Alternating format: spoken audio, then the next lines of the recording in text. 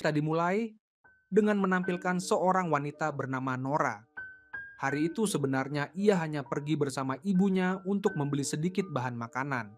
Tetapi Nora nyaris saja mengalami hal buruk. Seorang pria yang menyerempet ibu dan anak itu setelah turun dari mobil bukannya meminta maaf, malah tertawa cengengesan sambil melontarkan rayuan kotor, meminta Nora ikut dengannya untuk melayaninya. Mendengar kata-kata tak senonoh itu, Nora tak sanggup lagi menahan diri dan langsung membentak balik, "Dasar bajingan!" Tak disangka, pria itu justru semakin menempel dan tak mau melepaskannya. Baru setelah ibu Nora marah dan turun tangan mencegah, pria yang sudah mabuk berat itu samar-samar mengira mungkin uang yang ia sodorkan belum cukup banyak. Maka ia mengeluarkan segepok uang tebal dari kantongnya, ditambah sebuah cincin berlian sebesar telur burung merpati, lalu berkata dengan angkuh bahwa jika Nora mau ikut dengannya, semua benda itu akan menjadi miliknya. Setelah berkata demikian, ia tak sabar lagi dan menarik Nora ke dalam pelukannya, mengayunkan tangan dengan kasar. Nora berusaha meronta melepaskan diri dari cengkeraman pria itu, lalu berbalik menamparnya sampai pria itu terhuyung linglung. Ibunya pun tak tahan dan menambahkan satu tamparan lagi, sambil berkata bahwa punya uang recehan sedikit saja sudah berlagak seperti orang besar. Tak disangka, kata-kata itu justru membuat pria tersebut menganggap ibu Nora sebagai perempuan yang haus kemewahan. Ia langsung memaksakan cincin itu ke jari Nora sebagai tanda pertunangan. Menyadari pria di hadapannya benar-benar tak bisa diajak bicara, Nora buru-buru mengajak ibunya berbalik pergi. Siapa sangka, baru saja bersembunyi ke dalam gang, ibu dan anak itu kembali diserempet oleh mobil mewah lain di ujung lorong. Dan kali ini, orang yang turun dari mobil bukan siapa-siapa selain ayah Nora sendiri, seorang pejabat tinggi bernama Tung Mo. Tanpa berkata sepatah pun, ia langsung melayangkan tamparan ke wajah Nora. Setelah itu, ia mencengkeram baju ibu Nora, menyeretnya pulang dengan kasar, lalu memarahi dan menghukumnya tanpa ampun. Ini bukan pertama kalinya Nora dan ibunya ditindas seperti itu. Penyebab hukuman kali ini adalah karena ibunya difitnah bekerja sebagai perempuan penghibur di kawasan lampu merah. Ayah Nora bahkan tak sudi bertanya duduk perkaranya dan langsung menjatuhkan hukuman. Mengapa pria itu begitu kejam kepada Nora dan ibunya? Semuanya harus diceritakan sejak 18 tahun yang lalu. Saat itu, ibu Nora yang bernama Pimpa masih seorang gadis berusia 20-an yang cantik dan anggun. Pimpa jatuh cinta kepada Tio, seorang pemuda penari Nora, tarian tradisional di desa mereka. Keduanya saling mencintai dan diam-diam berjanji sehidup semati. Namun nenek Nora yang haus harta dan kedudukan mencela kemiskinan Tio dan mati-matian menolak hubungan mereka. Ibu Nora akhirnya setiap malam menyelinap keluar untuk menonton Tio menari, lalu pulang diam-diam sebelum sang nenek menyadarinya. Pada suatu malam dalam perjalanan pulang, Pimpa tak sengaja menabrak seorang pria. Dan pria inilah yang kelak mengubah seluruh jalan hidupnya. Namanya Tung Mo, seorang pejabat tinggi dari Bangkok yang sedang bertugas di daerah. Ia punya kuasa dan pengaruh, dan begitu melihat kecantikan Pimpa yang bersahaja, ia langsung mengincarnya. Ketika tahu bahwa Pimpa sudah memiliki pujaan hati, Tung Mo langsung menyuap sang nenek yang memang kecanduan judi. Dikhianati oleh keluarganya sendiri, Pimpa terdesak sampai akhirnya memilih kabur bersama Tio pada malam hari. Di tengah hujan badai, mereka berlindung di sebuah gubuk kecil di tengah hutan, dan di sanalah keduanya bersumpah untuk terikat seumur hidup. Pimpa mengira dengan cara itu ia bisa lolos dari cengkeraman Tung Mo, tetapi ia terlalu meremehkan keras kepala pria tersebut. Sang nenek yang sudah disuap menipu Pimpa agar masuk ke kediaman Tung Mo. Di sana ia dibius dan dikuasai secara paksa oleh pria itu. Ketika Pimpa tersadar, semuanya sudah tak dapat diselamatkan lagi. Karena terlalu sakit hati, ia menyambar tanduk kerbau yang tergantung di balok rumah dan bertekad melawan mati-matian.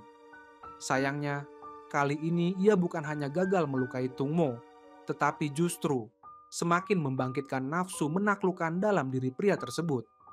Setelah lukanya pulih, Tung Mo kembali memanfaatkan sang nenek, memakai siasat adu domba yang keji untuk memisahkan kedua sejoli itu. Pimpa dikurung di gudang kayu, berteriak pun tak ada yang mendengar, sementara Tio mengira Pimpa telah meninggalkannya. Ia begitu putus asa sampai nyaris melakukan hal nekat. Setelah diselamatkan oleh teman-temannya, Tio bertemu dengan Kangki, perempuan yang selama ini mengaguminya. Kangki memanfaatkan saat Tio mabuk, lalu berpura-pura bahwa sesuatu telah terjadi di antara mereka, dan sejak itu memaksa Tio bertanggung jawab. Ketika Pimpa dengan susah payah akhirnya berhasil melarikan diri, yang ia lihat justru Tio sedang bermesraan dengan perempuan lain. Hatinya hancur sepenuhnya. Ditambah lagi utang judi sang nenek yang mau tak mau harus dilunasi. Dalam ketidakberdayaan yang paling dalam, Pimpa dengan hati perih memilih menikah dengan Tungmo, menukar seluruh hidupnya demi ketenangan sang nenek. Namun justru, pengorbanan tanpa pamrih itulah yang menciptakan kehidupan tragisnya. Di awal pernikahan, Tungmo bisa dibilang masih menyayangi Pimpa. Tetapi ketika perutnya semakin membesar, sikap pria itu semakin dingin. Sebab ia tahu, bayi dalam kandungan itu bukan anaknya. Dalam kemarahan yang membara, ia menyuruh orang membawa Nora, bayi yang baru saja lahir, dan meletakkannya di jalan yang biasa dilalui Tio saat pulang kerja, dengan maksud merekayasa seolah-olah bayi itu ditelantarkan. Tak disangka, Pimpa yang begitu merindukan putrinya justru memeluk bayi itu dan membawanya pulang. Begitu tahu, Tungmo langsung melapor ke polisi sehingga Tio ditangkap dengan tuduhan menculik anak pejabat tinggi. Ayah kandung Nora yang berhati lembut itu, demi menjaga keselamatan Nora dan ibunya, tak punya pilihan selain mengakui tuduhan tersebut. Sebab ia tahu, begitu ia mengakui identitas aslinya, Pimpa akan menanggung aib dan Nora akan dicap sebagai anak haram yang seumur hidup tak bisa mengangkat kepala. Maka ia memilih menukar 18 tahun masa mudanya di balik jeruji demi ketenangan ibu dan anak itu. Dalam sekejap mata, Nora tumbuh dari bayi merah menjadi seorang gadis remaja. Mungkin karena darah ayahnya mengalir dalam tubuhnya, ia sangat mencintai tarian Nora. Mungkin juga untuk menitipkan kerinduan yang terpendam sangat dalam, sang ibu sengaja memberinya nama Nora. Karena sang ayah tiri sama sekali tak peduli, ibunya terpaksa menjual perhiasannya untuk membiayai sekolah Nora. Akhirnya Nora tak mengecewakan harapan itu. Ia memperoleh kesempatan tampil di atas panggung. Pada hari pertama ia naik pentas, Nora melihat ibunya duduk di bawah panggung, tersenyum sambil berlinang air mata. Saat itu sang ibu duduk di tengah kerumunan, sementara di barisan kursi paling depan duduk seorang pria berpakaian rapi dan elegan. Pria itu sedang menilai Nora dengan tatapan penuh candaan yang kurang ajar. Namanya Kancit, putra seorang saudagar kaya di kota. Sebenarnya ia sama sekali tak suka menonton tarian tradisional. Hanya saja tunangannya bersikeras mengajaknya ikut. Maka mulutnya terus menggerutu tak berhenti, tetapi matanya tak pernah lepas dari Nora. Seusai pertunjukan, salah seorang rekan penari yang iri sengaja menjegal kaki Nora sampai ia terjatuh. Bibir Nora membentur tepi jalan dan berdarah tak henti. Karena takut ibunya khawatir, ia hanya berkata bahwa ia tersandung sendiri. Sesampainya di rumah, Kiev, putri istri pertama Tungmo, datang mencari masalah. Kiev sengaja menginjakan lumpur ke seluruh ruangan dan memaksa ibu Nora membersihkannya. Nora tak tahan lalu bertengkar dengannya. Tetapi Kiev punya para pelayan yang membantunya, sedangkan Nora hanya bisa menerima pukulan. Ketika Tungmo berlari datang, tentu saja ia berpihak kepada anak kandungnya, dan Nora lah yang dimaki habis-habisan. Umpatannya sungguh tak enak didengar. Setiap kali menghadapi hal seperti itu, Nora tak sanggup menahan diri untuk bertanya-tanya, apakah pria ini benar-benar ayahnya? Tak lama kemudian, sekolah tari mulai menagih uang sekolah. Ibu Nora tak punya penghasilan, dan meminta uang kepada suaminya pun percuma, sehingga ia terpaksa keluar berjualan makanan untuk mencari uang. Untunglah ada seorang ibu baik hati yang memperkenalkannya pada sebuah pekerjaan. Namun ia sama sekali tak menyangka bahwa justru pekerjaan inilah yang nyaris membuat putrinya disiksa habis-habisan oleh Tungmo. Teman Kiev melihat ibu Nora melangkah masuk ke kawasan lampu merah, lalu buru-buru melaporkannya diam-diam. Kiev datang ke depan rumah, tertawa mengejek bahwa ibu Nora bekerja sebagai perempuan tak benar.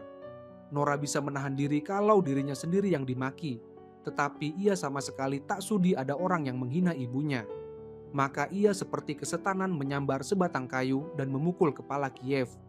Begitu Tungmo tahu putri kesayangannya terluka, ia murka dan mencabut ikat pinggangnya lalu memukuli Nora dengan sangat kejam. Ketika ibunya sampai di rumah, Nora sudah dipukuli sampai tinggal napas satu-satu. Dalam keadaan setengah sadar, ia merasakan ibunya sedang mengoleskan obat pada lukanya. Ia merasakan betapa hancur hati sang ibu, tetapi ia tak sanggup menjawab. Setelah semalaman demam tinggi, Nora akhirnya siuman. Sekali lagi ia tak sanggup menahan keraguan. Apakah dirinya benar-benar anak kandung pria itu? Sementara sang ibu selain meneteskan air mata tak berkata apa-apa lagi. Ia tahu, jika kertas penutup jendela ini sampai dilubangi, Tungmo sangat mungkin akan mengusir Nora dari rumah. Beberapa hari kemudian, tepat ketika luka Nora hampir sembuh, Kiev kembali melakukan perbuatan keji. Ia mengganti obat luka Nora dengan obat tidur berdosis tinggi, dengan maksud membuatnya tertidur selamanya dan tak pernah bangun lagi. Keesokan harinya, sang ibu mendapati Nora tak kunjung bangun bagaimanapun ia dipanggil, dan panik tak tahu harus berbuat apa. Tepat ketika Kiev sedang berpuas diri karena siasatnya berhasil, Nora tiba-tiba membuka matanya dengan lemah. Rupanya sang pengasuh telah memergoki Kiev menukar obat itu, dan berkat dialah nyawa Nora tanpa sengaja terselamatkan. Nora nyaris celaka di rumah itu. Ternyata tempat itu memang tak pernah menjadi rumah baginya. Kegagalan siasatnya membuat wajah Kiev pucat pasi karena geram. Maka ia kembali menyuruh orang menyebarkan gosip ke seluruh sekolah bahwa ibu Nora bekerja sebagai perempuan tak benar.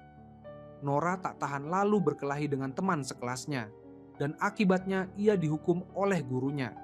Sepulang sekolah, ia berjalan di jalanan dengan suasana hati yang hancur. Sebuah mobil mewah tiba-tiba melaju ke arah trotoar sampai membuatnya terkejut dan jatuh terjerembab ke tanah. Belum sempat ia membuka mulut untuk protes, pria di dalam mobil sudah lebih dulu mencelanya karena menyeberang tanpa melihat. "Kau tidak punya mata ya? Jalan bagaimana sih?" Nora balas menjawab bahwa justru pria itulah yang menyetir sembrono. Jadi jangan menyalahkan orang lain. Suasana hatinya yang sudah buruk menjadi semakin buruk ketika bertemu Kancit. Nora bahkan tak sudi menoleh dan langsung pergi. Tetapi Kancit sengaja memundurkan mobilnya, lalu melemparkan tas sekolah Nora ke tanah seperti membuang sampah. Sesampainya di rumah, sang ibu mendapati Nora menangis sendirian dan buru-buru bertanya, "Ada apa?" Meski tak ingin membuat ibunya khawatir, Nora benar-benar tak sanggup menerima kenyataan bahwa ibunya melakukan pekerjaan yang merendahkan diri demi dirinya. Maka sambil menangis ia berkata tak mau bersekolah lagi dan hanya berharap ibunya berhenti berkorban untuknya. Namun justru kalimat itulah yang membuat kesalahpahamannya terhadap sang ibu semakin dalam. Sampai akhirnya ia sepihak memulai perang dingin dengan ibunya. Keesokan harinya, untuk memastikan pekerjaan apa sebenarnya yang dilakukan ibunya, Nora diam-diam membuntutinya sampai ke kawasan lampu merah. Hasilnya, ia baru mengetahui bahwa ibunya hanya membawa kue-kue buatan sendiri ke sana untuk dijual. Pada saat itu Nora terharu sampai tak sanggup berkata-kata. Rupanya ibunya sedang mengerahkan segala yang ia miliki untuk membesarkannya. Pada saat yang sama, Kancit memergoki tunangannya berselingkuh dan hatinya membeku sepenuhnya. Ia mengendarai mobil dalam keadaan mabuk ke kawasan itu dan nyaris menabrak Nora yang sedang bersiap pulang bersama ibunya. Kancit salah mengira Nora sebagai perempuan penghibur, dan akibatnya ia mendapat satu tamparan yang membuat pipinya terasa perih. Keesokan harinya, setelah sadar dari mabuknya, Kancit sengaja mendatangi sekolah untuk mencari gadis yang tas sekolahnya ia lempar kemarin, guna menyampaikan permintaan maaf. Tetapi belum sempat ia membuka mulut, Nora sudah mengenalinya sebagai berandal yang bukan hanya melempar barangnya, tetapi juga menggodanya. Maka Nora langsung melayangkan satu tamparan lagi kepadanya, lalu berbalik pergi tanpa menoleh. Ia sama sekali tak tahu bahwa justru tamparan inilah yang membuat Kancit, pria yang sudah patah hati soal cinta, kembali menaruh ketertarikan yang luar biasa besar kepadanya. Adegan berpindah. Seorang pria yang sedang mengemudi menikmati angin di pinggiran kota sambil bermesraan dengan kekasihnya nyaris menabrak Nora yang berjalan dengan benar di depan. Kesal, pria itu turun dari mobil. Baru saja hendak membuka mulut untuk memaki, ia justru tertegun ketika melihat jelas wajah Nora. Saat itu Nora sedang marah, sehingga sama sekali tak tahu bahwa bayangan dirinya telah hadir di benak pria itu siang dan malam. Nora tak memberinya kesempatan sedikit pun untuk bicara. Ia mengayunkan tangan dan melayangkan satu tamparan. Pria yang dipukul itu kebingungan, tetapi sama sekali tak marah. Sebaliknya, ia merogoh saku dan mengeluarkan lembaran 500 baht sebagai ganti rugi atas guncangan batin akibat insiden tersebut. Namun perempuan yang menemaninya tak sudi membiarkan Nora mendapat keuntungan. Ia langsung merebut uang itu, menukarnya dengan lembaran 50 baht, lalu mengusir Nora. Tak disangka, Nora justru menyodorkan kembali uang itu kepadanya, menambahkan satu tamparan lagi, dan berkata bahwa harga diri perempuan itu hanya bernilai 5 baht. Jadi kembaliannya tak perlu diberikan. Setelah berkata demikian, ia meninggalkan perempuan yang mengamuk di tempat itu, lalu buru-buru menjinjing barangnya dan pergi.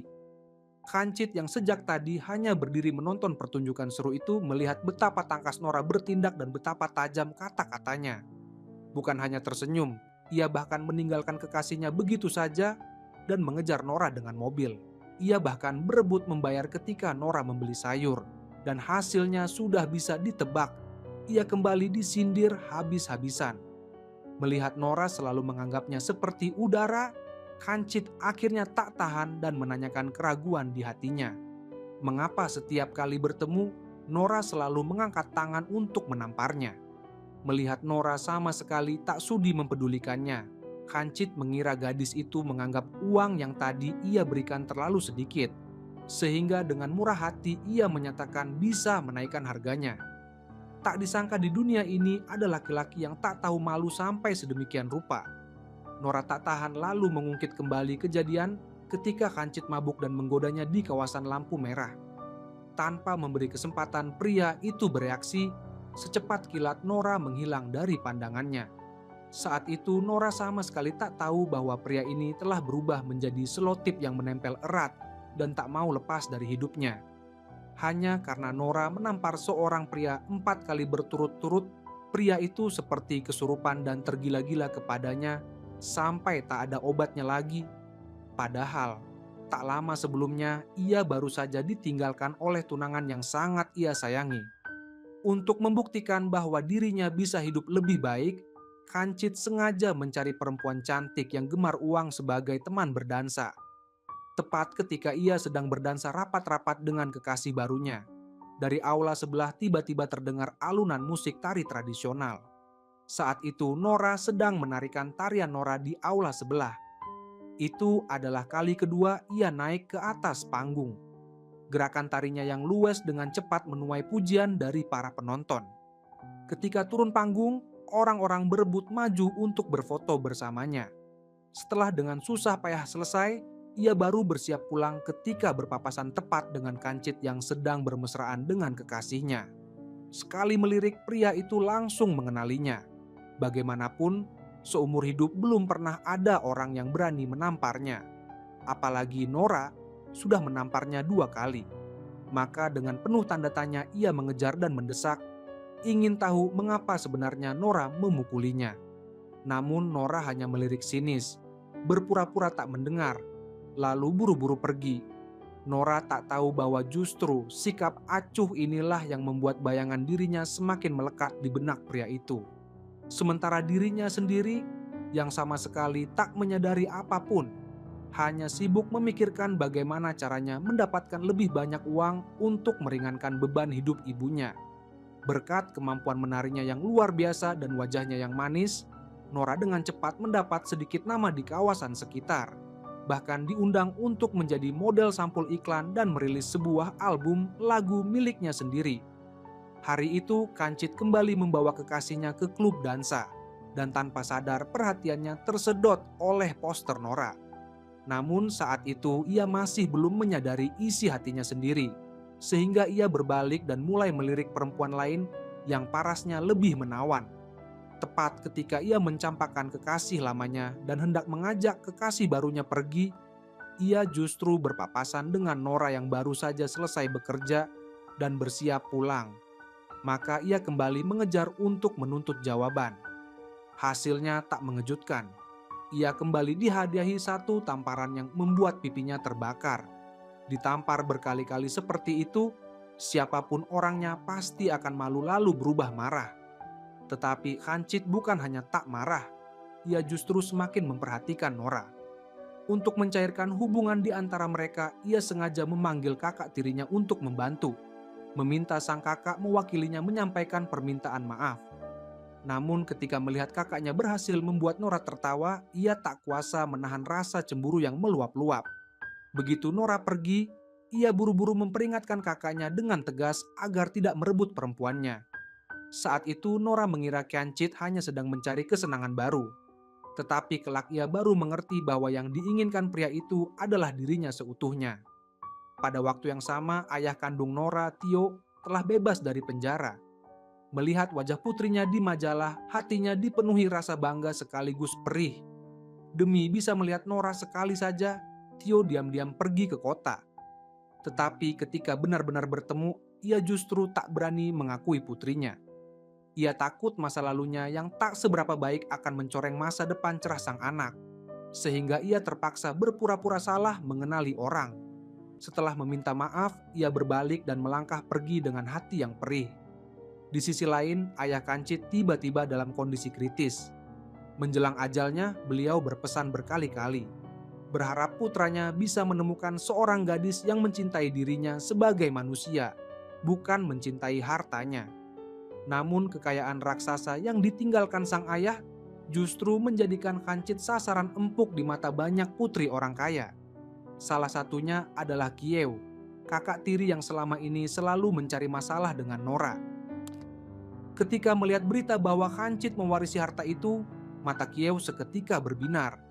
Itu bukan sambaran petir asmara terhadap pujaan hati, melainkan nafsu tak terbatas terhadap uang.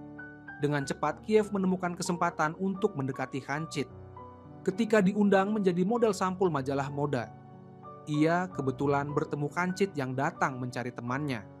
Sebenarnya kali ini Khancit datang untuk mengumpulkan majalah-majalah yang memuat foto Nora. Ia sangat penasaran, seperti apa sebenarnya gadis yang berkali-kali menamparnya itu. Ketika mendengar Kiew mengaku sebagai kakak Nora, ia langsung antusias mengajaknya makan.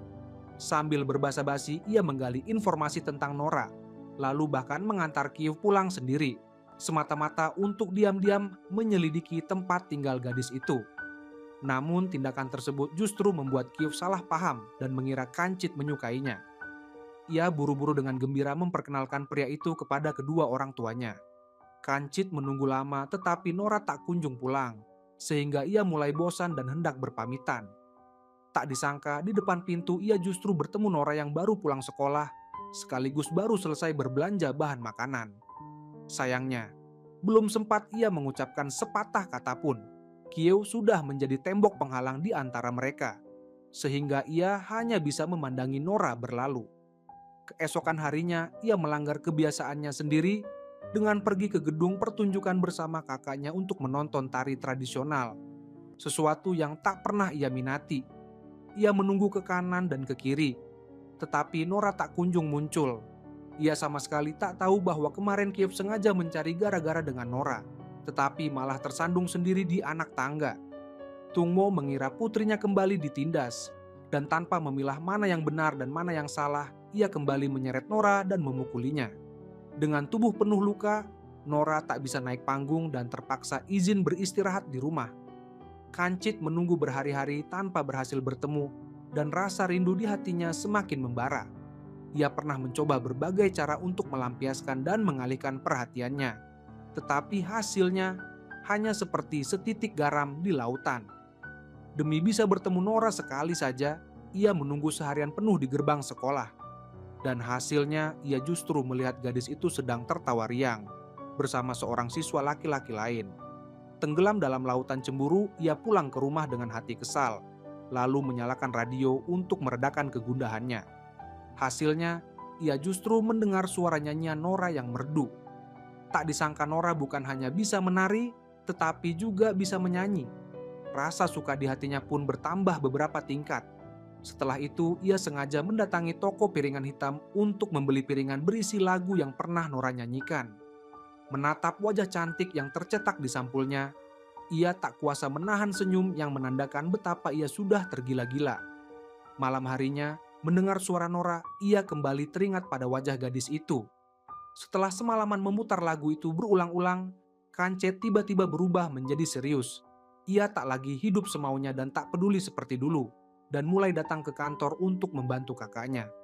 Sebab ia tahu, hanya dengan mengubah dirinya sendiri, ia bisa membuat Nora memandangnya dengan cara yang berbeda. Malam harinya, ia kembali mengikuti kakaknya menonton pertunjukan di gedung teater.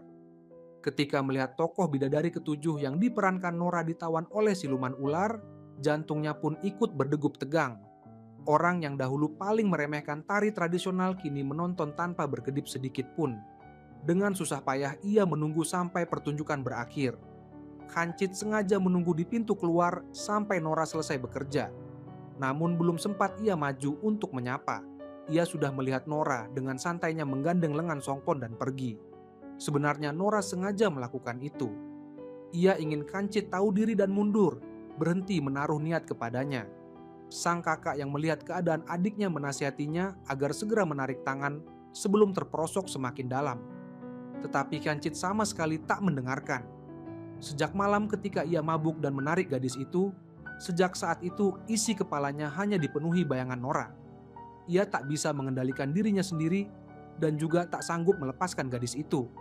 Keesokan harinya, ia sengaja mengemudi ke mulut gang untuk menunggu Nora pulang. Melihat Nora datang, ia buru-buru maju untuk meminta maaf dan membangun kembali citra yang baik. Tetapi Nora sama sekali tak menghiraukannya dan berjalan lurus ke depan. Ia hanya bisa diam-diam mengikuti dari belakang seperti bayangan yang tak bisa diusir. Namun belum beberapa langkah, Songpon sudah datang menjemput Nora. Kancit berdiri di dalam gang menatap keduanya berjalan berdampingan, lalu mengepalkan tinjunya erat-erat. Akhirnya ia mengerti bahwa jalan pendekatan langsung tak akan pernah bisa ditembus. Maka ia mengalihkan sasarannya kepada sang kakak tiri Nora. Ia memakai alasan menjenguk Kiev untuk bertamu ke rumah itu. Padahal sebenarnya ia hanya ingin melihat-lihat sekeliling untuk mencari di mana Nora berada.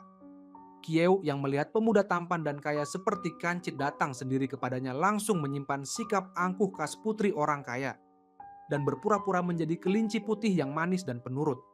Ia bahkan sengaja menyuruh pelayan mengambil kue buatan ibu Nora.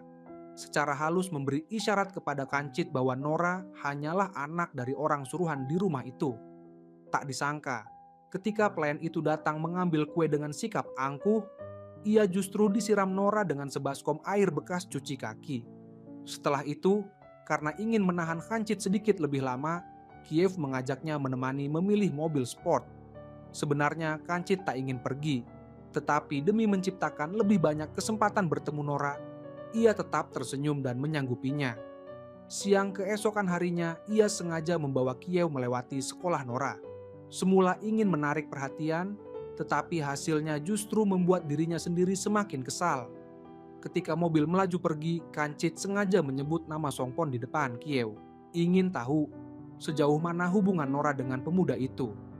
Hasilnya, ia justru mendengar bahwa setiap malam Songpon mengantar Nora pulang, bahkan tinggal beberapa jam di rumah gadis itu. Mengira Nora dan Songpon sudah melangkah lebih jauh, Kancit tenggelam dalam gelombang cemburu dan menginjak pedal gas kuat-kuat untuk melampiaskan emosinya.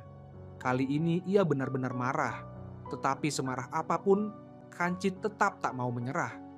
Setiap hari ia datang ke gedung pertunjukan untuk menonton Nora menari, bahkan menyuruh orang menyelipkan catatan kecil ke tangan gadis itu seusai setiap pementasan. Nora sangat paham maksudnya. Karena Songpon selalu muncul tepat waktu, Kancit terpaksa menunggu sia-sia berkali-kali dan tak pernah menemukan kesempatan untuk mendekatinya. Hari-hari semacam itu menyiksa Kancit sampai nyaris depresi. Maka ia kembali mengubah taktik dan mendatangi mantan kekasihnya yang dulu pernah bertengkar dengan Nora. Ia memberi perempuan itu 100.000 baht dan menyuruhnya menyelidiki isi hati Nora, sambil berkata bahwa asalkan Nora mau menemuinya, berapapun harga untuk sekali pertemuan akan ia bayar. Mantan kekasih itu takut dikenali Nora, sehingga sengaja menyamar sebelum mendekatinya. Namun baru saja ia membuka mulut, Nora sudah langsung mengenalinya. Seketika Nora memaki perempuan itu sekaligus kancit habis-habisan sampai keduanya tak bisa mengangkat kepala. Ketika Kancit mengetahui hal ini, ia bukan hanya tak marah, tetapi justru tertawa terbahak-bahak, sebab akhirnya ia menemukan seorang perempuan yang tak silau pada hartanya. Setelah itu, ia terus rajin datang ke rumah Kiev untuk bertamu, semata-mata karena ingin melihat Nora sekali saja. Tetapi Kiev selalu mencari cara untuk menyiksa gadis itu. Ia memaksa Nora, yang baru saja memasak di dapur dengan tubuh bermandi keringat, untuk naik dan menyendokkan nasi bagi Kancit, dengan maksud agar pria itu melihat jelas betapa rendah kedudukan Nora. Nora sendiri memang tak ingin mendekati Kancit, sehingga ia meletakkan sendok nasi dari jarak jauh. Tak disangka tangannya gemetar sampai nasi tumpah berhamburan ke lantai. Dan situasi itu justru tanpa sengaja memberi Kancit kesempatan untuk mendekatinya. Dengan alasan membantu membereskan, ia menyelinap ke kolong meja dan menggenggam erat tangan Nora tanpa mau melepaskan. Sekuat apapun Nora berusaha, ia tak bisa melepaskan diri. Baru ketika ada orang menjulurkan kepala dengan penuh curiga, Kancit melepaskan tangannya dengan berat hati. Karena dipermainkan, Nora bersembunyi di sudut sambil menggerutu lirih, tetapi begitu berbalik badan ia justru bertemu tatapan penuh perasaan dari Kancit. Mata itu bagaikan kolam yang sangat dalam sampai membuatnya takut. Dengan panik ia buru-buru melarikan diri dari tempat itu, meninggalkan Kancit berdiri termenung sendirian untuk waktu yang lama. Tepat ketika ia terjebak dalam situasi maju kena mundur kena, sebuah titik balik tiba-tiba datang. Ibu Nora ditangkap polisi dengan tuduhan sengaja meracuni orang. Pada detik Kancit mendengar kabar itu, hanya ada satu pikiran di kepalanya. Bagaimana caranya mengeluarkan wanita itu? Ia tak menyangka bahwa keputusan ini akan menjadi titik balik sesungguhnya dalam hubungan mereka berdua. Nora lahir di keluarga terpandang yang membuat banyak orang iri. Tetapi tak seorang pun tahu bahwa setiap hari ia dan ibunya hanya diberi makan ikan asin dan sisa makanan, serta sering dihukum dengan kejam hanya karena perkara sepele. Meski ayahnya sama sekali tak menyayanginya, Nora tetap berharap beliau mau datang menonton pertunjukan akhir semesternya di sekolah. Undangannya itu tak sengaja terdengar oleh Kiev. Kiev langsung mengamuk, menganggap Nora sengaja mencuri perhatian sang ayah. Maka ia melontarkan hinaan tanpa ampun kepada Nora dan ibunya, bahkan mengangkat tangan dan menampar wajah gadis itu. Tak sanggup melihat ibunya dihina, Nora langsung membalas, dan akibatnya ia justru ditampar keras oleh ayahnya. Tamparan itu memadamkan secercah harapan terakhir yang ia simpan terhadap pria tersebut. Jelas-jelas ia juga anak beliau, tetapi ia tak pernah menerima sedikit pun kasih sayang seorang ayah. Pada saat itulah Nora benar-benar melihat dengan jelas bahwa dirinya dan sang ibu di rumah itu hanyalah orang yang berlebih. Dengan hati perih ia kembali ke gubuk reot mereka dan menceritakan semua kepahitan tadi kepada ibunya. Mengetahui suaminya bukan hanya tak mau menonton pentas anaknya, tetapi juga sampai memukul. Sang ibu membawa sepucuk surat ke ruang kerja Tung Mo. Itu adalah bukti yang dahulu diserahkan diam-diam oleh salah seorang bawahan Tung Mo. Di dalamnya terbongkar seluruh rangkaian peristiwa masa lalu, bagaimana pria itu merencanakan penculikan Nora dan melimpahkan kesalahan kepada Tio. Saat itu Tung Mo hendak membungkam saksi, tetapi ibu Nora memberi bawahan tersebut jalan untuk hidup. Untuk membalas budi, orang itu menuliskan seluruh kebenaran ke dalam surat tersebut. Di bawah ancaman sang istri, Tung Mo terpaksa mengangguk setuju untuk datang menonton pentas Nora. Namun ibu Nora yang berpikiran sederhana sama sekali tak menyangka. Justru karena surat inilah sang suami mendorongnya sendiri ke jurang.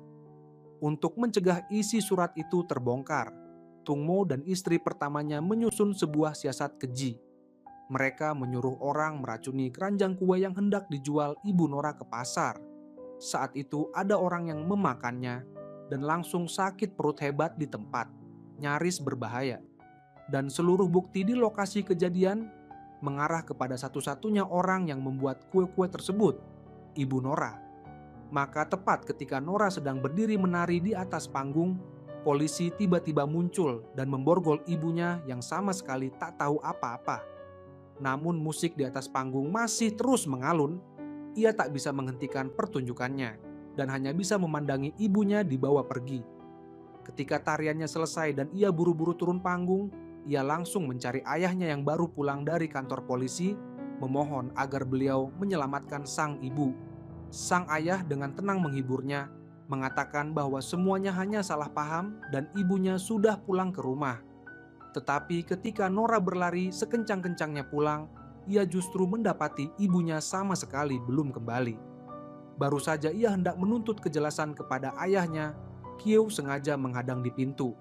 Tak sempat berdebat dengannya, Nora berlari sekuat tenaga ke dermaga, tetapi mendapati kapal feri terakhir sudah berangkat. Ia berbalik dan berlari ke terminal bus, dan bus terakhir pun melaju pergi tepat di depan matanya.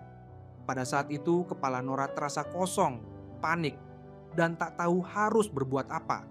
Namun dalam keputusasaannya, ia sama sekali tak tahu bahwa pria yang paling ia benci setelah mendengar kabar penangkapan ibunya telah dengan penuh perhatian mengantarkan makan malam untuk wanita itu.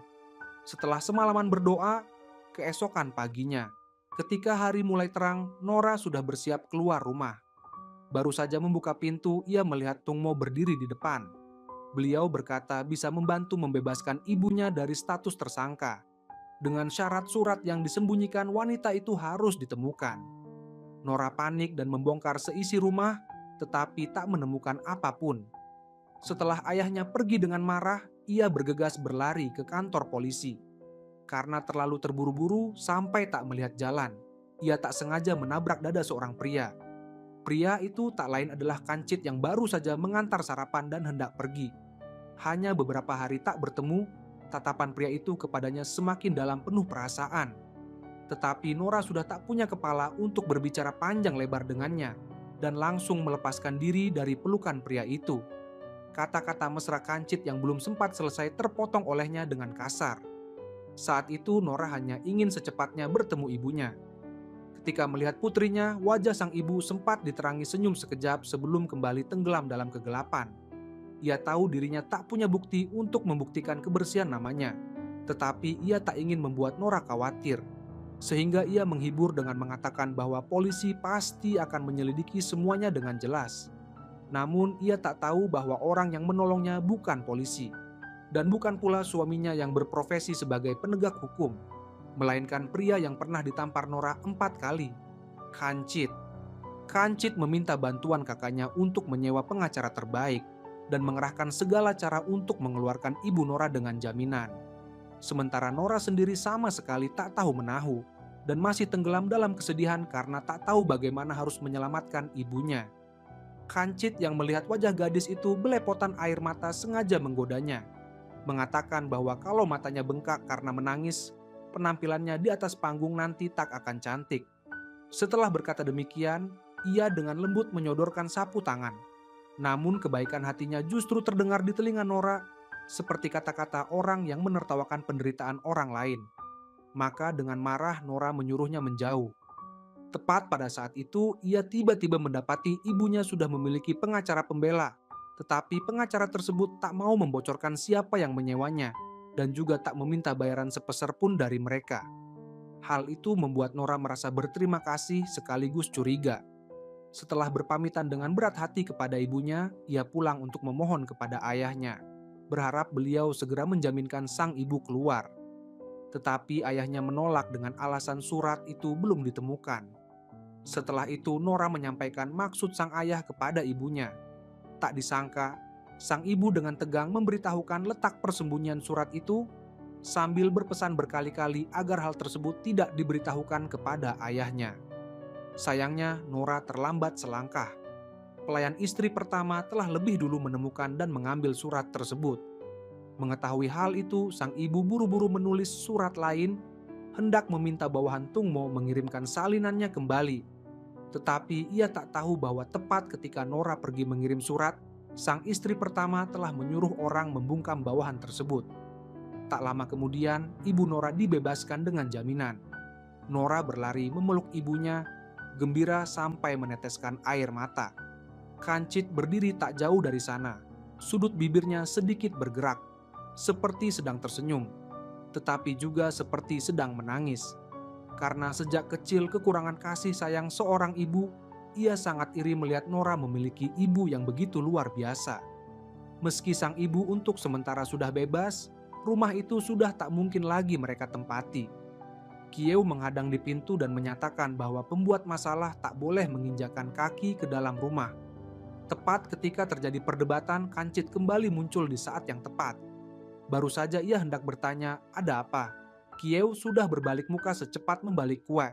Dengan ramah bertanya kepada Nora mengapa ia bisa terjatuh sendiri. Kecepatan berganti raut wajah itu bahkan mengalahkan pemain drama di atas panggung.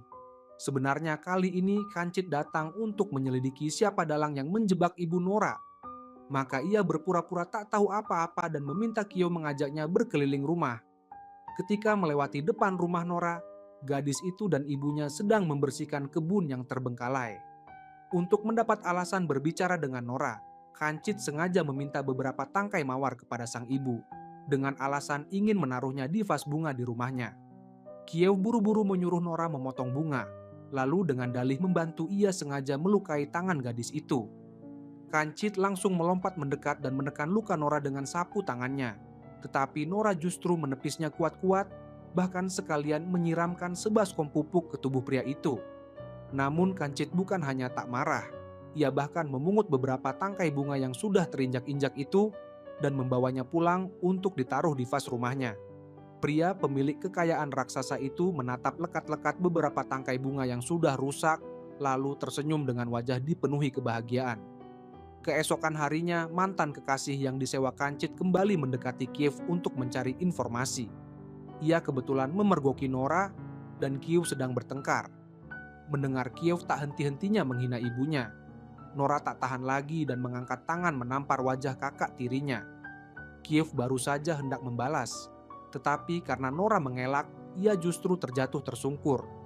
Menelan kekesalan itu, ia langsung pergi mengadu sehingga Nora kembali dihukum ayahnya dengan kejam. Untunglah Kancit muncul tepat waktu dan memakai alasan mengajak Kiew berkencan untuk meredakan situasi. Namun tempat yang ia bawakan untuk Kiew tonton ternyata adalah pertunjukan tari tradisional Nora. Pada detik itu, tatapan Kiew seolah ingin menelan Nora hidup-hidup. Maka seusai pertunjukan, ia sengaja pergi ke belakang panggung untuk membuat masalah, lalu berpura-pura menjadi korban penindasan dan mengadu kepada Kancit dengan wajah teraniaya. Meski tahu Kiew sedang berakting, Kancit tetap berpura-pura penuh perhatian dan mengantarnya sampai ke depan pintu rumah. Tetapi terhadap isyarat mengundang dari Kiew, ia justru pura-pura tak melihat dan langsung pergi. Ketika penyelidikan belum juga menunjukkan kemajuan, Kancit menerima kabar bahwa ibu Nora telah memecat pengacara yang ia sewa.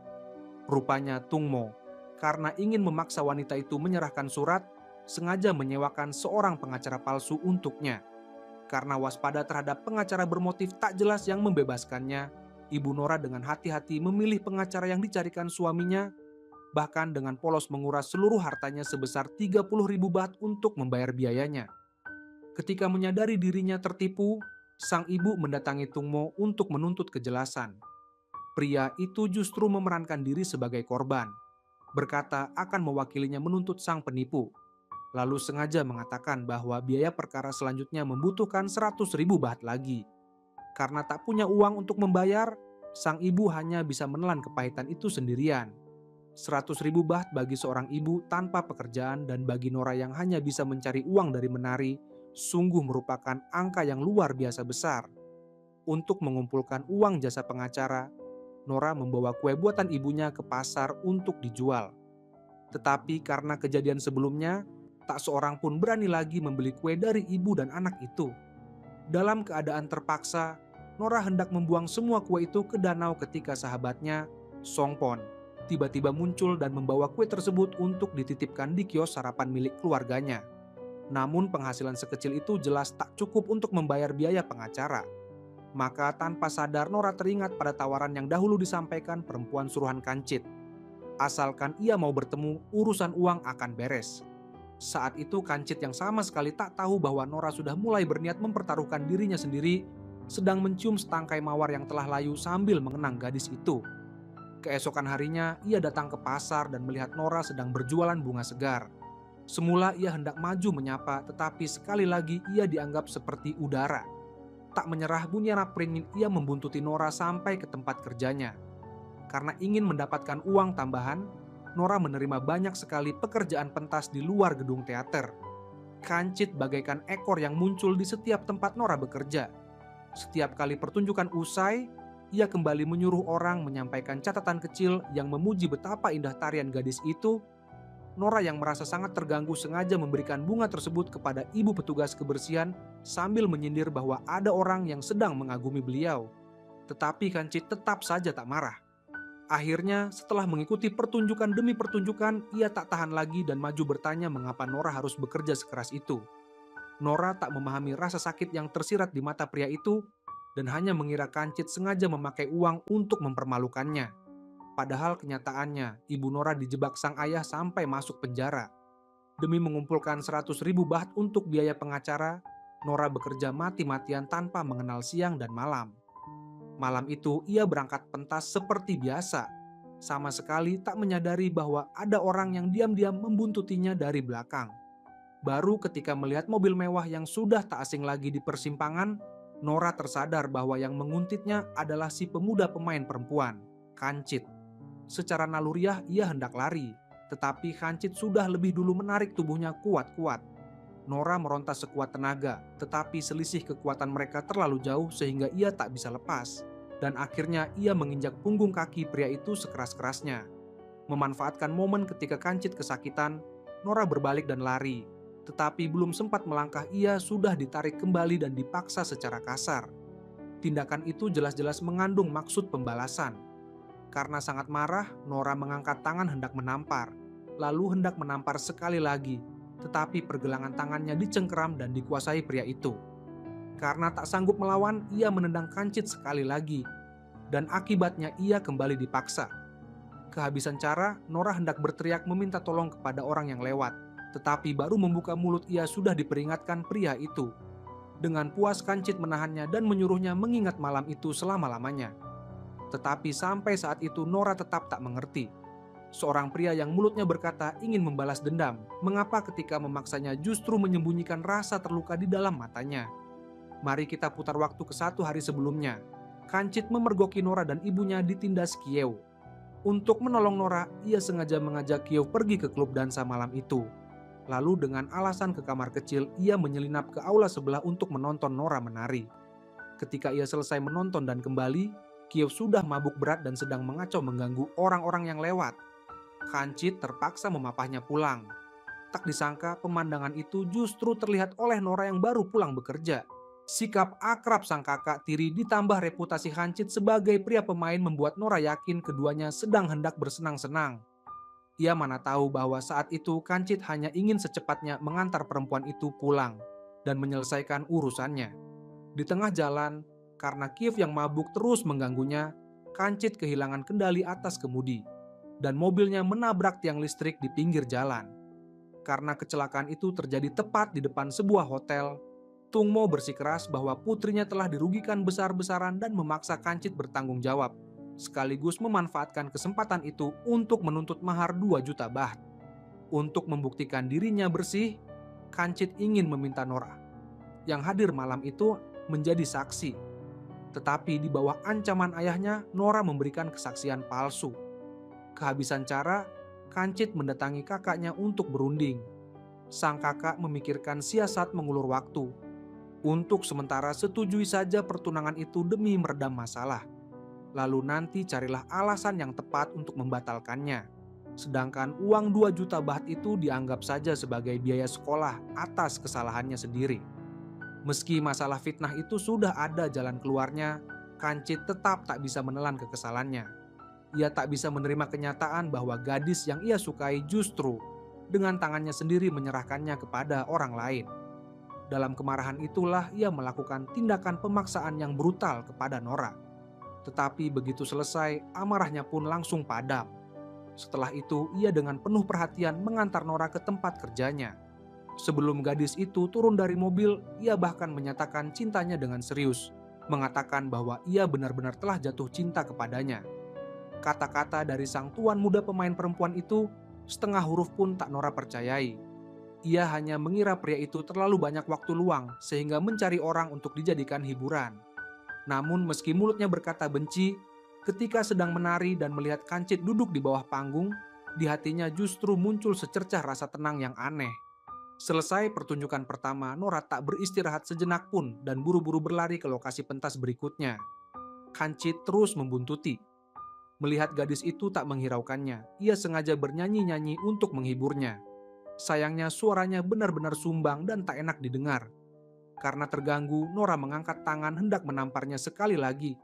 Tetapi teringat peringatan pria itu, ia menahan diri dan menurunkan tangannya, lalu berjalan pergi dengan kesal.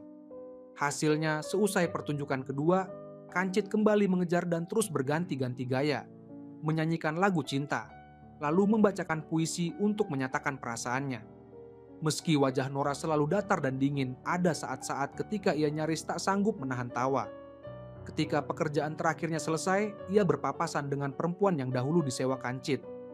Perempuan itu kembali membujuk Nora untuk menerima tawaran sebelumnya, mengatakan bahwa asalkan Nora mau menemui majikannya, bukan hanya ia sendiri yang akan menerima sejumlah besar uang, tetapi ibunya juga akan terbebas dari tahanan.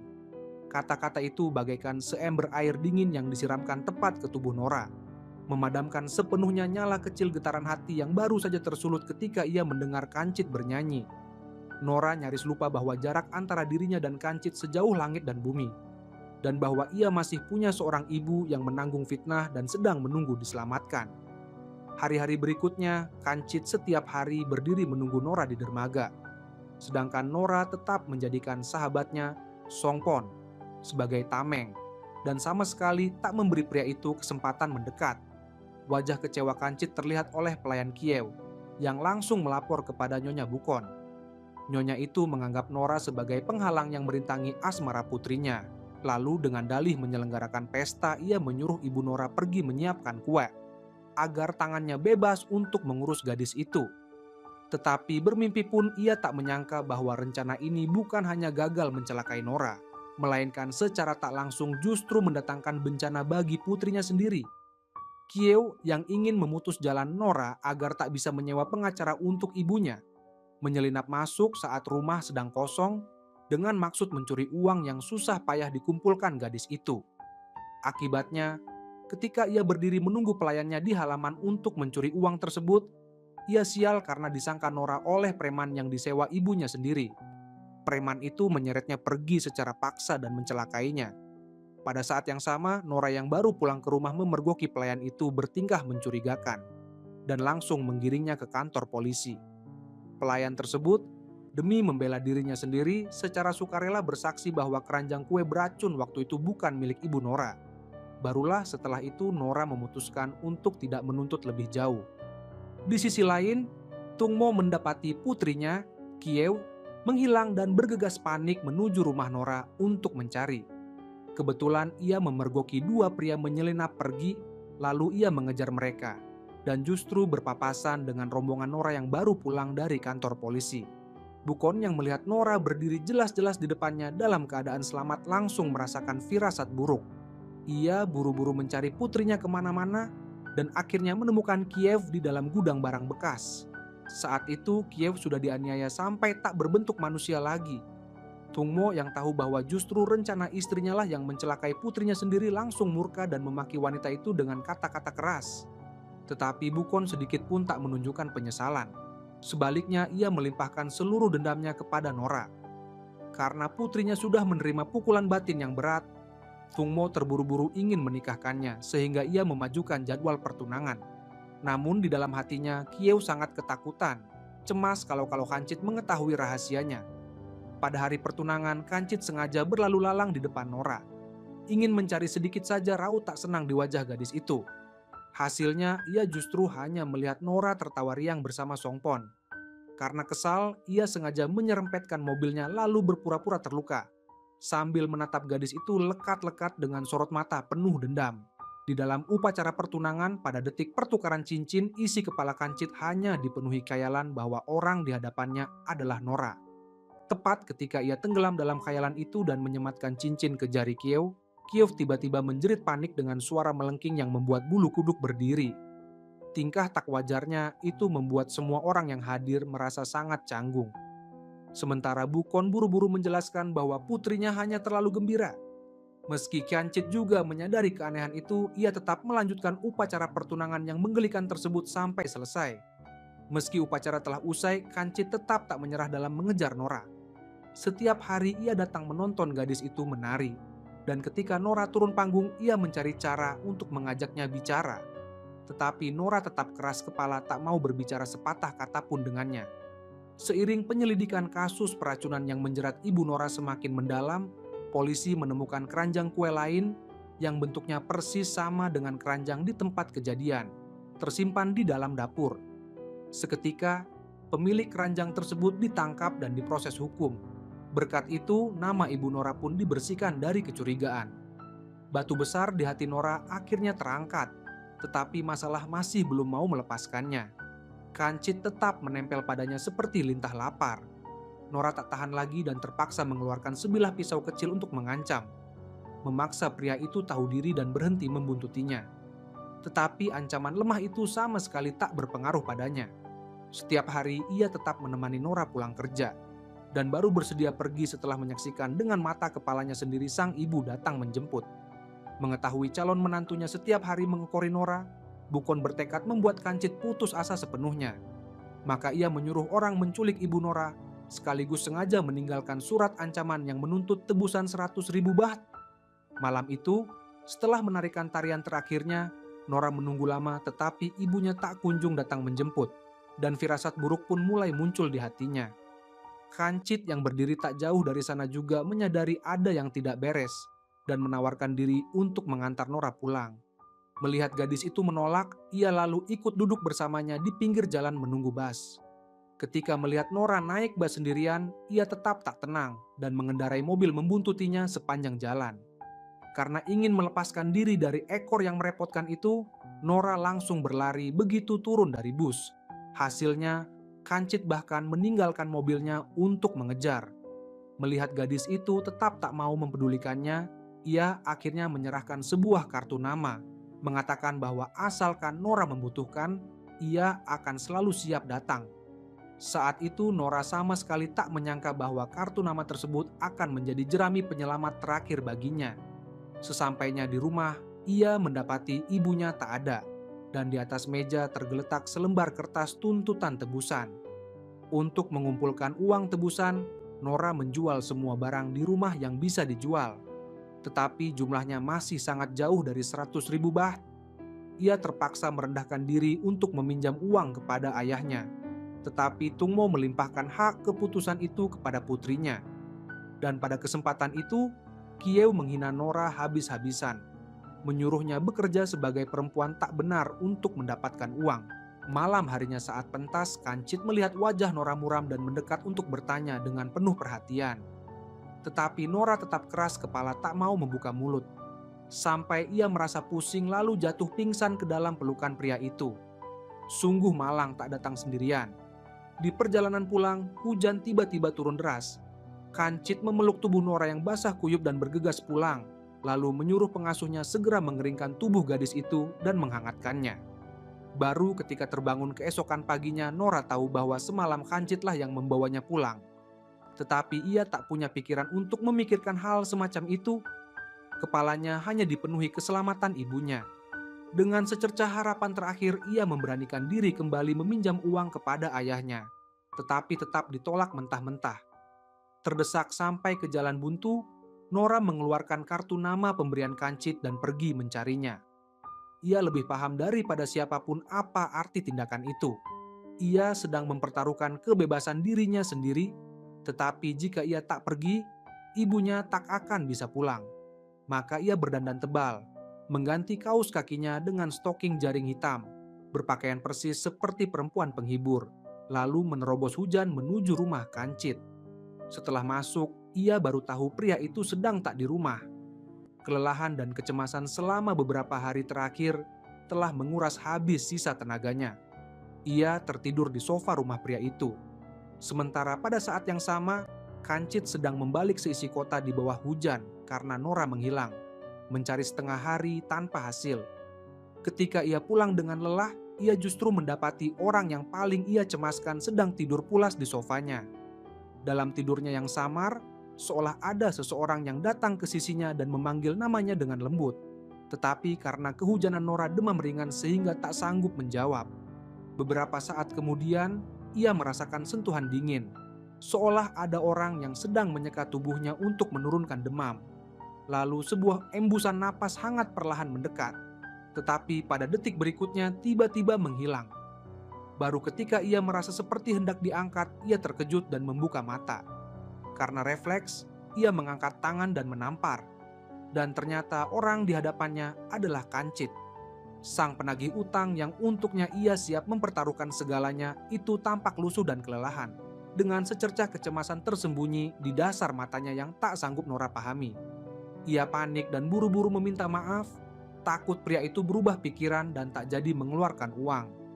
Tetapi pada detik berikutnya, Kancit berganti dengan raut wajah menggoda, menatapnya dengan mata jenaka, lalu bertanya ada urusan apa Nora mencarinya. Nora mengepalkan tinjunya, menginjak harga dirinya sampai ke bawah kaki, lalu berkata bahwa ia datang untuk bekerja melunasi utang. Saat ini ia sangat membutuhkan 100.000 baht. Tak disangka Kancit justru berlagak dan berkata harganya terlalu mahal, mengatakan bahwa nilai Nora saat ini tak sampai 100.000. Ia bahkan menambahkan bahwa dalam pekerjaan semacam ini, semakin tua usianya semakin turun harganya. Melihat gadis itu sudah cukup terpancing amarahnya, Kancit sengaja mengalihkan pembicaraan dan bertanya untuk apa Nora membutuhkan uang sebanyak itu.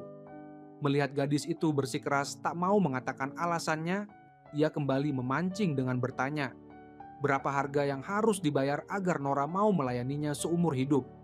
Kalimat itu membuat Nora begitu geram sampai secara refleks hendak mengangkat tangan untuk menampar. Tetapi teringat pada ibunya, ia kembali menurunkan tangannya dengan kaku. Sebenarnya tadi Kancit sudah mengetahui dari mulut sang kakak tiri bahwa Nora rela melakukan apa saja demi mencari uang untuk menyelamatkan ibunya. Tetapi untuk sedikit menghukum gadis itu, karena telah membuatnya cemas setengah hari penuh, ia sengaja menuntut agar transaksi itu diselesaikan hari itu juga. Seluruh tubuh Nora menegang. Membayangkan apa yang akan terjadi, ia memejamkan kedua matanya rapat-rapat sampai air matanya jatuh tak tertahankan. Namun Kancit hanya meletakkan sebuah kecupan lembut di keningnya. Melihat gadis itu sudah pasrah siap mengorbankan diri, Kancit tak sanggup menahan tawa. Setelah itu ia menggendong Nora dan melemparkannya ke atas ranjang besar. Nora ketakutan sampai tak berani bergerak, dan ketika merasakan pria itu mendekat, ia buru-buru mundur menjauh secara naluriah untuk melindungi diri. Melihat gadis itu tiba-tiba punya tenaga untuk memakinya, Kancit tak melanjutkan godaannya. Ia melemparkan sehelai handuk dan menyuruh Nora mandi agar tidak semakin masuk angin. Nora masuk ke kamar mandi dan menghabiskan waktu lama untuk menyiapkan mentalnya, meyakinkan diri sendiri bahwa asalkan ibunya bisa diselamatkan, apapun yang harus ia lakukan akan ia terima. Tetapi ketika dengan susah payah ia mengumpulkan keberanian dan melangkah keluar, yang ia lihat justru Kancit sedang santai menggesek biola. Melihat pria itu meletakkan alat musiknya dan berjalan ke arahnya, Nora kembali memejamkan mata dengan pasrah. Siapa sangka Kancit hanya merangkul pinggangnya dan membawanya keluar ke taman untuk menikmati bulan. Sebenarnya sejak mengetahui Nora memilih mengorbankan diri demi ibunya, Kancit menyadari bahwa dirinya adalah sesuatu yang istimewa di hati gadis itu. Untuk membuat Nora menyadari isi hatinya sendiri, ia sengaja meminta gadis itu memeluknya dan menciumnya sekali. Karena terpaksa, Nora menuruti setiap permintaan itu, tetapi hatinya dipenuhi rasa terluka.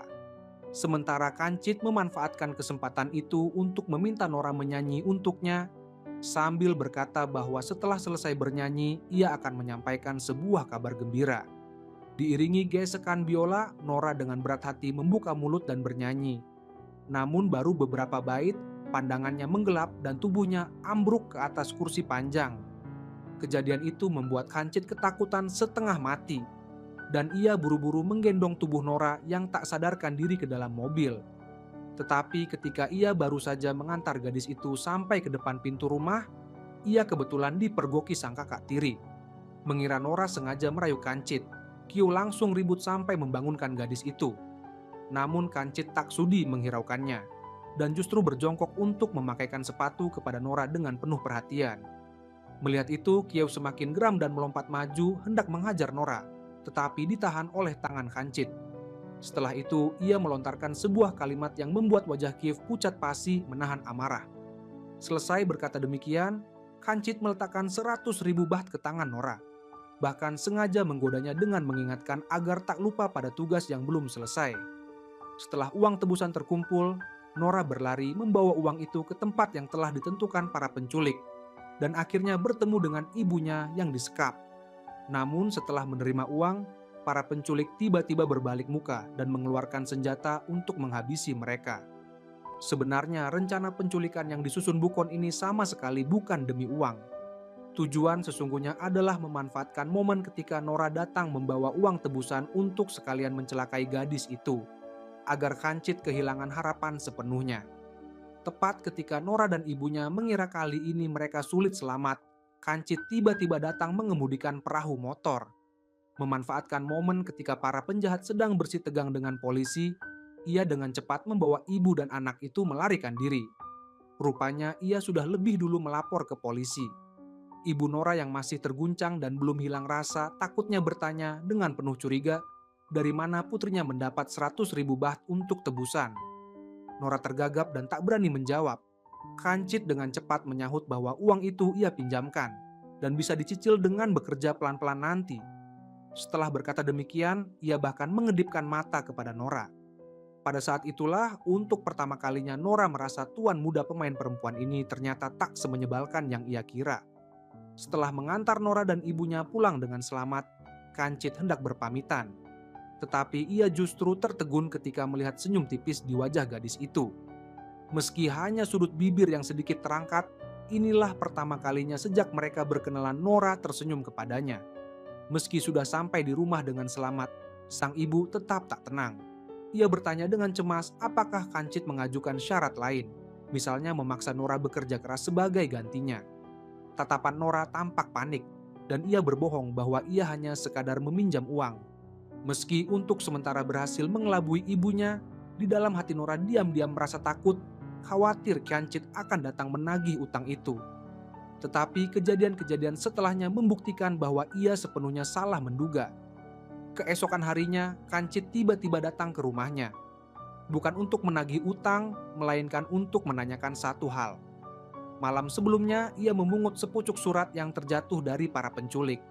Isinya adalah pesan yang ditulis Ibu Nora untuk putrinya. Di dalam surat itu disebutkan bahwa jika terjadi sesuatu, Nora harus mencari seorang pria bernama Tio. Nama lengkap orang itu sudah luntur karena terkena air. Tetapi Kancit curiga bahwa pria bernama Tio inilah yang sebenarnya merupakan ayah kandung Nora. Maka ia bergegas datang untuk menanyakannya dengan jelas, tetapi justru dipergoki Kiev. Tanpa memilah mana yang benar dan mana yang salah, Kiev kembali mengamuk dan memaki Nora karena merayu calon suaminya.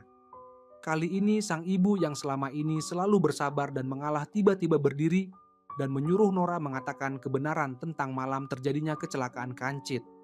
Nora akhirnya membuka mulut dan menyatakan bahwa Kancit sama sekali tak pernah berbuat apapun kepada Kiev. Ia hanya menabrak tiang listrik saat mengantar Kiev pulang. Karena siasatnya terbongkar di depan semua orang, Kiev takut Kancit akan memakai hal itu sebagai alasan membatalkan pertunangan. Ia langsung malu lalu berubah marah dan melompat hendak memukul Nora. Nora menepis tangannya dan balas menamparnya. Dan untuk pertama kalinya, sang ibu pun melawan dengan menampar Kiev dengan keras. Tungmo yang mendengar keributan berlari datang dan melihat Kancit turut hadir, ia sengaja bersuara membela Nora. Tak disangka, Kancit justru dengan lantang menuntut pembatalan pertunangan saat itu juga. Kiev murka dan hendak maju berdebat, tetapi ia justru ditampar ayahnya sampai terasa perih. Meski tahu bahwa Tungmo membelanya sebagian besar hanya demi menjaga muka, pada detik itu hati Nora tetap terasa sangat lega. Nora mengira semuanya sudah berakhir. Kancit terlepas dari ikatan pertunangan, dan ia berhasil menyelamatkan ibunya. Tetapi ibu dan anak itu tak akan melepaskannya semudah itu. Mereka bersembunyi dalam gelap, menyusun rencana untuk melenyapkan modal utama yang membuat Nora dicintai Kancit. Sementara gadis itu sama sekali tak menyadarinya. Kancit sendiri sedang bersuka hati, mengira mulai saat itu tak akan ada lagi rintangan di antara mereka berdua. Siapa sangka di tengah jalan justru muncul Songpon. Songpon yang membantu menjualkan kue ibu Nora menjadi semakin akrab dengan gadis itu. Meski sebelumnya ia pernah menyatakan cinta dan ditolak, ia tetap tak mau menyerah. Setiap kali ia selalu mendahului Kancit untuk mengantar Nora pulang. Kancit yang dengan susah payah menunggu kesempatan saat Nora sendirian ingin mengatakan beberapa hal kepadanya. Tetapi begitu gadis itu melihatnya mendekat, ia mengira pria itu datang menagih utang dan langsung lari tunggang langgang karena ketakutan. Hal itu membuat Kancit sangat kebingungan. Akhirnya, karena terdesak sampai kehabisan cara, ia mengganti pakaiannya dengan yang sederhana dan berdiri menunggu Nora di pinggir jalan. Kebetulan hari itu hujan turun sangat deras dan Nora berlari berteduh di bawah pohon pisang. Belum sempat ia menarik napas lega, dari belakang tiba-tiba muncul dua orang pria. Salah satunya menerjang ke arahnya dan menyiramkan cairan berbahaya ke tubuhnya. Rasa sakit yang luar biasa seketika meledak di wajahnya. Ia menjerit sambil memegangi wajahnya di tengah hujan, tetapi cairan itu terus sedikit demi sedikit merusak kulitnya. Ia sempat mendengar suara Kancit memanggil namanya dengan cemas, tetapi kesadarannya perlahan mengabur. Sejak dilarikan ke ruang gawat darurat, Kancit selalu berjaga di samping ranjangnya tanpa beranjak setengah langkah pun. Mungkin karena mendengar pernyataan cinta yang tulus dari lubuk hati pria itu, tak lama kemudian Nora siuman. Tetapi ketika ia bangun, Kancit sudah meninggalkan kamar rawat. Untuk menemukan dalang yang mencelakainya, pria itu sengaja mendatangi rumah Tungmo dan memberitahukan kenyataan bahwa putri beliau telah dicelakai orang. Tak disangka, lawan bicaranya sama sekali tak menunjukkan keterkejutan, bahkan tak mau membayar biaya rumah sakit untuk Nora. Kedinginan sang ayah dan simpati palsu sang kakak tiri membuat Kancit menyadari bahwa di rumah itu sama sekali tak ada yang peduli kepada Nora. Tanpa sadar, hatinya semakin merasa iba kepada gadis itu. Tetapi ketika ia kembali ke rumah sakit untuk menjenguk, ia justru mendengar mulut Nora terus-menerus memanggil nama Songpon. Meski hatinya sakit dan kecewa, ia tetap mencari dokter untuk mengobati Nora. Ia menegaskan bahwa berapapun biayanya, wajah gadis itu harus dipulihkan seperti semula. Sementara Nora yang tak tahu apa-apa terus-menerus mengira orang yang datang menjenguknya adalah Songpon. Orang yang menurutnya tak akan mencela rupa wajahnya. Bahkan ia sampai menyetujui lamaran pemuda itu sebelumnya. Kancit menahan rasa perih di hatinya, diam-diam meletakkan sebuah kecupan di tangan gadis itu. Tetapi dari awal sampai akhir ia tak berkata sepatah pun. Barulah ketika mendengar dari perawat bahwa orang yang selama ini selalu datang menjenguk dan merawatnya adalah si tuan muda pemain perempuan yang sering mengganggunya, Kancit, Nora merasa terkejut sekaligus terharu. Pada saat itu, rasa muaknya terhadap pria itu diam-diam berubah wujud. Ketika Kancit datang menjenguk lagi, Nora bertanya penuh heran mengapa ia melakukan semua itu. Dan yang ia dengar adalah pernyataan cinta yang tulus dari pria tersebut. Kancit berkata, bagaimanapun wajah Nora nanti berubah, ia akan tetap mencintainya seperti sedia kala. Setelah itu, ia mendekat perlahan dan berbisik di dekat tangan gadis itu. Setelah mendapat izin, ia kembali meletakkan sebuah kecupan lembut di tangannya. Sejak detik itu, Nora akhirnya tak lagi menolak perasaan Kancit. Setelah itu, seiring proses pengobatan dan perawatan penuh perhatian setiap hari dari Kancit, tibalah akhirnya hari pembukaan perban. Kancit yang membaca kegelisahan di hati gadis itu tak keberatan repot-repot berada di sisinya untuk menyemangati. Mungkin karena hujan deras pada hari ia terluka telah mengencerkan kadar zat kimia itu, ditambah obat terapi seharga 500.000 baht yang khusus dicarikan Kancit. Wajah Nora pulih seperti semula. Bahkan terlihat lebih cantik daripada sebelumnya. Nora tahu utangnya kepada Kancit semakin menumpuk, sehingga ia hanya bisa berjanji akan mengembalikan semuanya, termasuk uang yang dahulu ia tukar dengan dirinya sendiri demi menyelamatkan sang ibu. Tak disangka Kancit berkata bahwa dahulu itu ia hanya bercanda, dan sebenarnya uang tersebut sudah lama ia urus dengan baik. Ketika melihat bunga segar yang setiap hari ada di atas meja, Nora akhirnya yakin bahwa perasaan Kancit kepadanya adalah tulus, dan ia pun perlahan membuka hatinya. Maka setelah keluar dari rumah sakit, ia mengundang pria itu makan di rumahnya. Meski hidangannya sangat sederhana, Kancit tetap makan dengan gembira. Siapa sangka sang kakak tiri yang pencemburu itu kembali datang mengacau, bahkan melontarkan fitnah bahwa Nora mengajak ibunya bekerja sebagai perempuan tak benar. Akibatnya, mulutnya disumpal ikan asin oleh sang pengasuh yang menyayangi Nora. Kekacauan itu baru berhenti ketika Tungmo muncul. Melihat Kancit menaruh hati kepada Nora, Tungmo sengaja menyeret pergi putrinya yang sedang mencari gara-gara, dengan rencana kelak menggunakan Nora untuk memeras mahar 5 juta baht.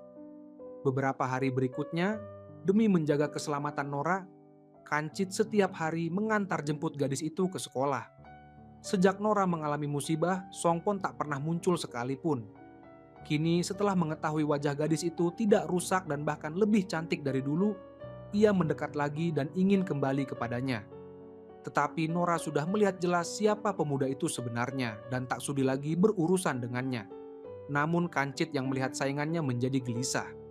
Ketika mengantar Nora pulang, ia buru-buru menyampaikan keinginannya untuk bertunangan. Tetapi Nora tak ingin menyakiti hati sang kakak tiri, sehingga ia menolaknya dengan halus. Melihat gadis itu selalu memikirkan perasaan orang lain, Kancit merasa kesal sekaligus iba, sehingga ia memutuskan untuk membongkar wajah asli Kieu. Benar saja, pemandangan Kancit mengantar Nora pulang membuat Kieu iri sampai matanya berkunang-kunang. Untuk merendahkan Nora, ia sengaja membeberkan bahwa gadis itu bukan anak kandung Tungmo. Tak sanggup menerima kenyataan itu, Nora berlari pulang untuk bertanya kepada ibunya. Sang ibu merasa tak bisa lagi menyembunyikannya, dan dengan hati perih meminta maaf kepada putrinya. Sebagai anak yang pengertian, Nora tahu ibunya pasti menyimpan penderitaan tersendiri, sehingga ia pun tak lagi mendesak untuk mengetahui siapa ayah kandungnya. Malam harinya, Nora pergi ke hotel untuk pentas seperti biasa. Tetapi ia tak melihat Kancit yang biasanya selalu datang menunggunya. Dan tanpa bisa ditahan muncul secercah rasa kecewa di hatinya. Siapa sangka saat itu Kancit sedang diganggu oleh mantan tunangannya. Hanya 2 jam sebelumnya, Ti yang bertengkar dengan suaminya tiba-tiba pulang ke negaranya. Karena tak punya tempat tujuan, ia dengan seenaknya menempel dan menumpang di rumah Kancit. Kancit yang tak bisa melepaskan diri dari cengkraman perempuan itu, akhirnya tak bisa datang menonton pentas Nora. Sementara Songpon justru menangkap kesempatan itu dan memaksa mengantar Nora pulang. Meski Nora tak menyetujuinya, ia tetap pergi bersama pemuda tersebut. Pemandangan itu tanpa sengaja terlihat oleh Kancit yang datang tergesa-gesa. Karena pernah ditinggalkan Ti dan terluka secara perasaan, Kancit salah paham dan mengira Nora telah memilih orang lain. Ia menghabiskan semalaman di rumah dengan hati yang perih. Tetapi keesokan harinya ia tetap tak sanggup melepaskan gadis itu dan bergegas mencarinya untuk menjelaskan semuanya. Ia tak tahu bahwa Nora juga sedang mengkhawatirkannya dan sedang menyeberang dengan perahu menuju rumahnya. Begitulah, karena sama-sama mencemaskan satu sama lain, mereka justru berpapasan tanpa bertemu. Kancit menunggu lama di depan rumah Nora, dan yang ia dapati justru Songpon datang membawa mahar untuk melamar. Mengetahui Nora telah menerima lamaran pemuda itu, Kancit melangkah pergi dengan hati hancur. Pada saat yang sama, di seberang sana Nora juga sudah sampai di rumah Kancit, dan kebetulan bertemu Ti yang sedang mengenakan pakaian tidur. Perempuan itu mengaku sebagai wanita Kancit, bahkan mengatakan dirinya sedang mengandung anak pria tersebut. Hal itu membuat Nora kecewa sepenuhnya terhadap Kancit. Maka setelah pulang, di bawah pengaturan ayahnya, ia menerima lamaran Songpon. Tak disangka keputusan itu nyaris membuatnya kehilangan pria yang paling ia cintai seumur hidupnya.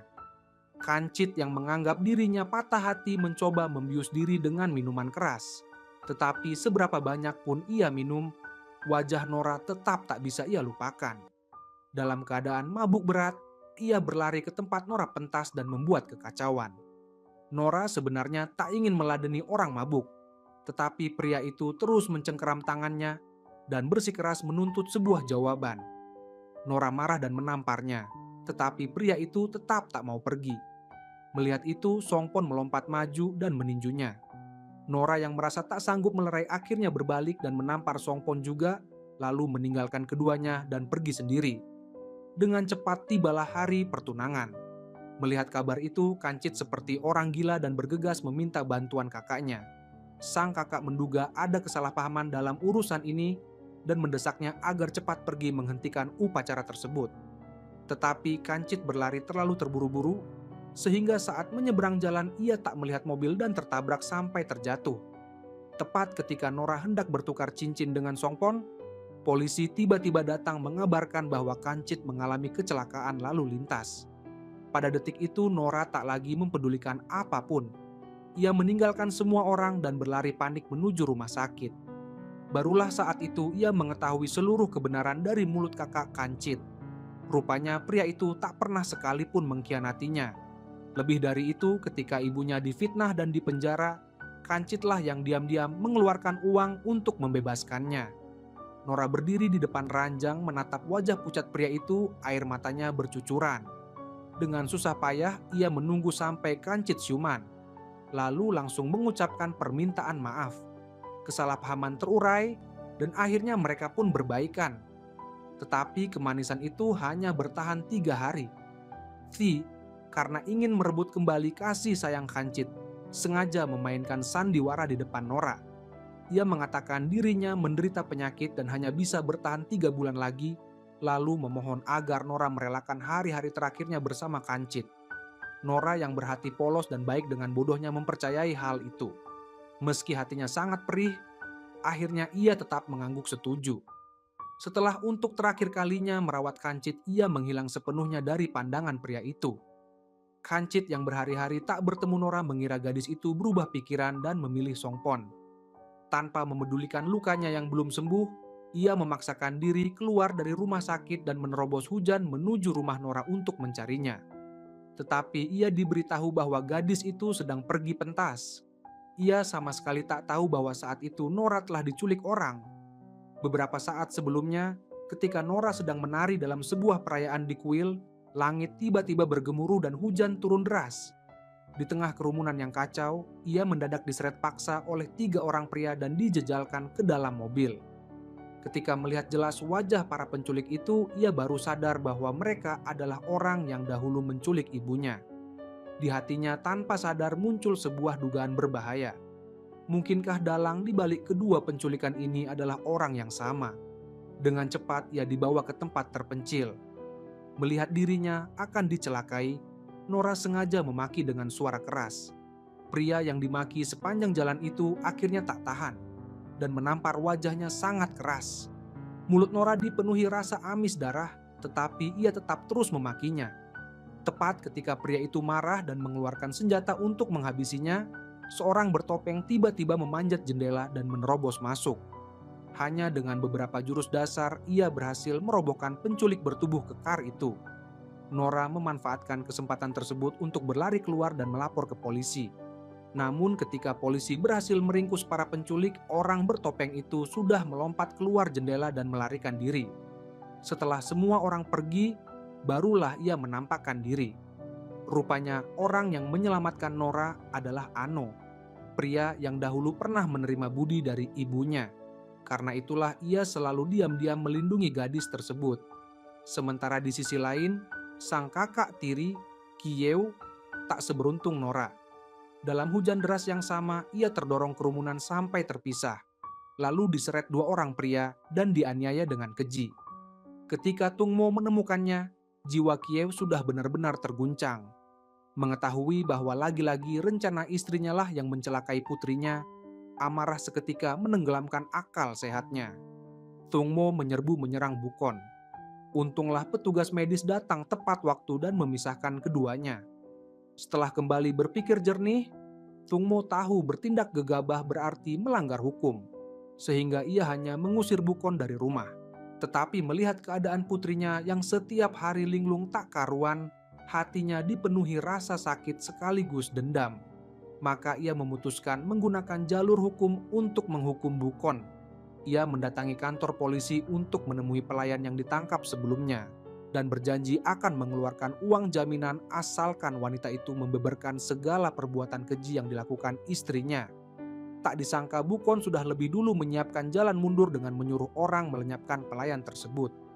Melihat saksinya menghilang tepat di depan matanya, Tungmo terpaku mematung.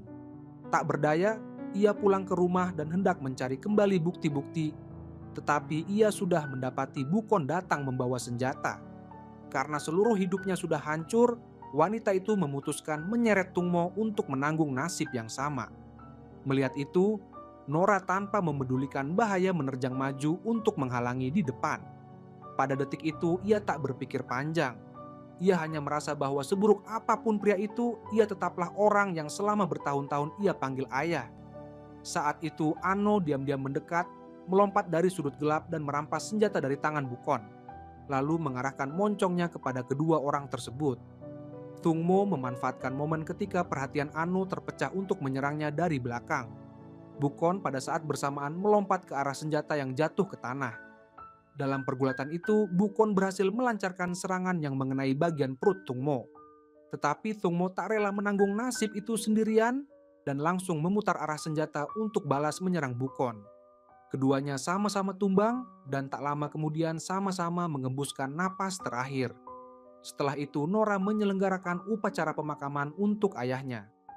Kancit yang mendengar kabar itu hendak datang melayat, tetapi dihadang Ti di pintu. Untunglah suami perempuan itu datang mencarinya dan menyeretnya pergi, sehingga Kancit terlepas dari gangguan tersebut. Ketika Kancit muncul di hadapan Nora dan menjelaskan semua kesalahpahaman, akhirnya gadis itu menerima lamarannya. Dengan cepat mereka menggelar upacara pertunangan. Tetapi tepat menjelang hari pernikahan, sang ibu tiba-tiba menerima kabar bahwa neneknya sakit keras, sehingga ia terpaksa meninggalkan Nora untuk pulang ke kampung. Setelah menjenguk sang nenek, ibu Nora sengaja pergi menonton Tio menari. Saat itu Tio sudah menjadi orang masa lalu yang terpisah darinya selama 20 tahun. Namun Tio, yang sudah terbiasa menarikan tarian Nora yang tradisional, tak mau mengubah tariannya sampai tak dikenali lagi hanya demi menyenangkan penonton. Sayangnya, keteguhan hatinya justru berbalas penolakan beramai-ramai dari penonton di bawah panggung.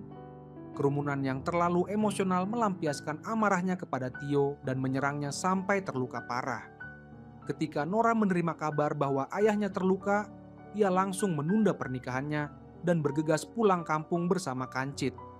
Dengan status sebagai putri, ia menggantikan sang ayah naik panggung untuk bertanding. Dan dengan tarian tradisional itu, ia berhasil merebut kembali hati para penonton. Dari bawah panggung, Tio menatap putrinya menuntaskan cita-citanya, tersenyum penuh kepuasan, lalu menutup mata dengan tenang dalam pelukan sang ibu. Setelah mengurus semua upacara terakhir untuk ayahnya, Nora dan Kancit kembali ke Bangkok untuk menyelesaikan pesta pernikahan mereka. Setelah itu, mereka pergi ke kuil untuk memanjatkan doa, memohon agar bisa bersama seumur hidup dan sepanjang masa. Mereka juga mendayung perahu bersama di atas danau yang dipenuhi bunga teratai bermekaran. Kancit menghadap ke langit dan ke permukaan danau, lalu memanggil nama Nora keras-keras, mengatakan bahwa seumur hidup ini ia hanya akan mencintai gadis itu seorang. Dan Nora pun menjawabnya dengan wajah merona. Nora dahulu mengira takdir telah membanting dirinya ke dalam lumpur, tetapi ketika ia menoleh ke belakang, ia baru menyadari bahwa takdir ternyata hanya sedang menyimpan orang yang paling istimewa untuknya sampai detik terakhir. Cerita pun berakhir.